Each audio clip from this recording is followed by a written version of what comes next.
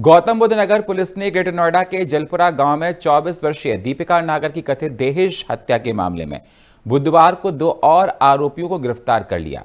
इस मामले में मृतका की सास पूनम और चाचा ससुर विनोद की भी गिरफ्तारी हो चुकी है। आरोपी पति और ससुर मनोज पहले ही गिरफ्तार किए जा चुके हैं। वहीं दीपिका का पोस्टमार्टम रिपोर्ट आने के बाद परिवार वालों ने पुलिस से न्याय की मांग की है। एफएम न्यूज की संवाददाता शर्मिला चौहान ने इस मामले में दीपिका के पिता से बातचीत की है। क्या कुछ कहा, आइए आपको सुनाते हैं। नमस्कार, आप देख रहे हैं एफएम न्यूज। मैं हूं आपके साथ शर्मिला चौहान और आज हम ग्रेटर नोएडा के पूरी खेड़ा गांव में हैं। ये वही गांव है जो जहां दीपिका नागर पहले रहा करती थी, जहां उनका परिवार रहता था, जहां उनका मायका था। आज उनके परिवार के पास है और बहुत सारी चीज़ें, अब बहुत सारे अपडेट सामने आ रहे हैं, बहुत सारी खबरें सामने आ रही हैं दीपिका नागर सुसाइड मामले में। सबसे पहले हम उनके पिताजी से जानना चाहेंगे। सर, जो खबरें अभी सामने आई है, सामने आ गया है, पोस्टमार्टम रिपोर्ट में साफ तौर पर ये जिक्र किया गया है कि बहुत जगहों पर शरीर के अलग अलग हिस्सों पर चोट के निशान पाए गए और एक तरफ उसे लगातार अगर हम देखें तो लोगों का ये भी कहना है कि बहुत सारे लोगों का कहना है कि बहुत सारे जगहों पर चोटें लगी है। और अभी अगर हम बात करें तो कार्रवाई भी हुई है। पुलिस की कार्रवाई पर क्या कुछ है? पुलिस ने कार्रवाई भी की है और 4 अरेस्ट भी किए हैं, बाकी और अभी तो बाकी भी है, उन्हें भी अरेस्ट करना है। अभी माँ की गिरफ्तारी हो गई है, पति की गिरफ्तारी हो गई है, चचिया ससुर की गिरफ्तारी हो गई है, जेठ की गिरफ्तारी हो गई है, और आप क्या चाहते हैं? नहीं, जो और भी बच्चे हुए हैं, उनकी ननद है, उनका एक चाचा है, वो भी पूरे इसके मेन कार्यकर्ता, वो भी गिरफ्तार होने चाहिए जल्दी से जल्दी। एक बात बस आपसे पूछना चाहूंगी कि उस रात क्या हुआ था? मुझे पता है ये शब्दों में बयां करना बहुत तकलीफदेह होगा, लेकिन हम जानना चाहेंगे कि उस रात क्या हुआ था जब आप गए थे, बातचीत थी, आपने आपसी समझौता भी करवाया था, फिर क्या हुआ था? उस बातचीत में क्या हुआ? उस बातचीत में बच्चों को समझा के, जैसे भी दीपिका को भी बोल के समझा के हम जो है वहाँ से निकल के आ गए थे।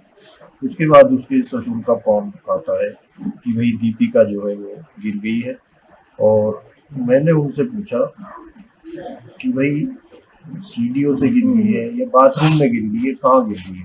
तो वो बताते हैं कि भाई वो छत से गिर गई है, और हम इसे लेके जो वहाँ पे जा रहे हैं जब बातचीत थी तो दीपिका ने आपको कॉल किया था, और किस मुद्दे पे? ये दहेज को लेकर बातचीत थी? दहेज के लिए तो पता नहीं करते थे, बहुत ज्यादा पता नहीं।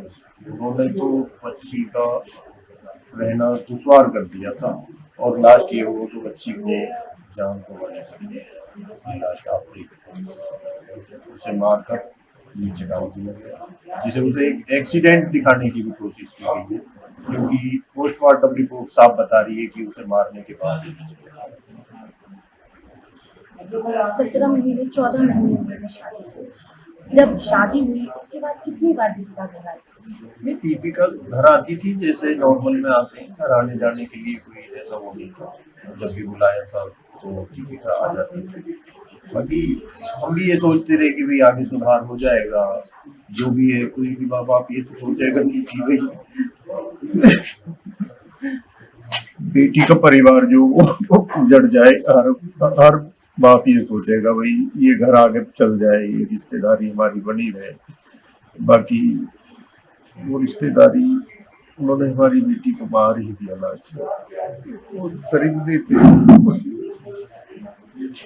वो दहेज के लोभी, क्या कह सकते हैं।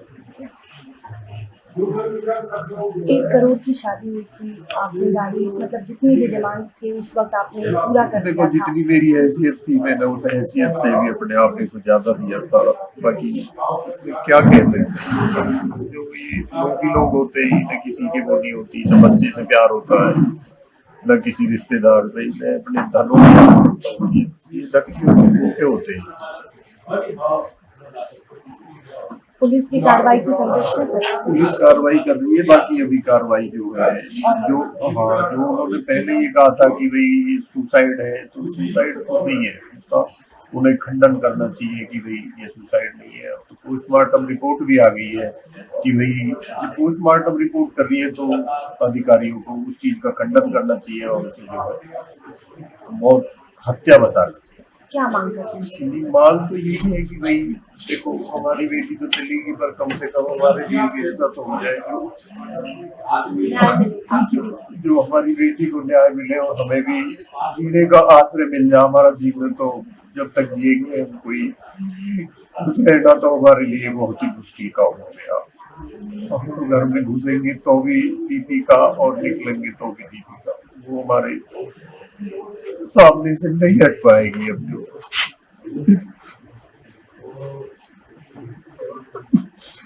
सर ये बहुत मुश्किल घड़ी है, लेकिन आप जिस तरह से आपका परिवार लगातार लड़ रहा है, दीपिका को न्याय मिलेगा। और मैं बस ये जानना चाहती हूँ कि जब आप अस्पताल पहुंचे थे, आप सीधा घर अस्पताल गए? नहीं घर नहीं पहुंचे हम। जैसे ही उनका फोन आया तो मैंने अपने भाई को और अपने बेटे को और हमारी घरवाली और मैं हम 4 गाड़ी से वहाँ पे पहुंचे। जैसे ही हम वहाँ पे पहुंचे तो हमने जैसे ही हॉस्पिटल में एंट्री करके देखा तो हमारी बेटी वहाँ पे मृत पड़ी थी, जिसे देख के हमारे किसी का भी जो क्या हाल हुआ उस टाइम।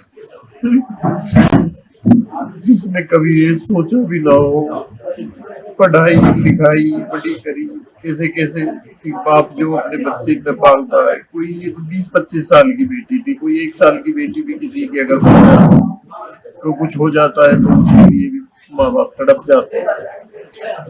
ये कोई फॉर्मेलिटी या झूठ वाली बात नहीं है, सच्चाई। तो उस वक्त क्या उनका पति उस वक्त मौजूद था? नहीं ना ही पति मौजूद था और सास तो हॉस्पिटल गई नहीं है। जिसकी बहू मर गई हो वो सास तो हॉस्पिटल पहुंची नहीं। उसने कोई खबर सुन नहीं ली अपनी बहू की, मेरी बहू मर गई है, क्यों मर गई, क्या हो गया, कैसे मर गई, क्या मर गई, कैसे पहुंची भी नहीं है हॉस्पिटल। नहीं तो उसे तो साथ हॉस्पिटल पहुंचना। अच्छा, दीपिका सर अपने भाई बहनों में कितने छोटे हैं? दीपिका मेरे 1-2 बेटी है, एक बेटा है। बड़ी बेटी सारिका है, बेटा अभिषेक है और छोटी बेटी दीपिका है। तो ये सबसे 3 बच्चे। छोटी? हाँ ये छोटी बेटी।